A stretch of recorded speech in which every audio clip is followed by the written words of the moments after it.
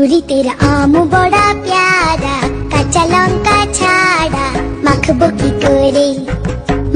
কি করে তারপর। আচ্ছা, আম মাখা তো তোমরা অনেকেই খেয়েছো, কিন্তু এরকম গ্রেটারের সাহায্যে আমগুলোকে গ্রেট করে কখনো খেয়ে দেখেছো কি? খাওনি তো? চলো তো তাহলে ঝটাপট আমগুলোকে নিয়ে ভালোভাবে ধুয়ে নাও, আর তারপর আমের খোসাগুলো ছাড়িয়ে গ্রেটারের সাহায্যে ভালো করে গ্রেট করে নাও। আচ্ছা করে মেখে খাবো কবে রে। যদিও আমটা একটু পেকে গিয়েছিল, তবে টেস্টটা কিন্তু দারুণ এসেছিল।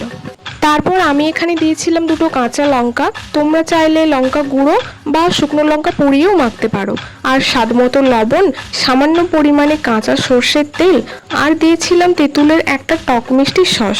ওটা আমার কাছে ছিল তাই দিয়ে দিয়েছি, না থাকলে কোনো ব্যাপার না। তারপর ভালো করে মাখিয়ে নিয়ে যেই না মুখে দিলাম,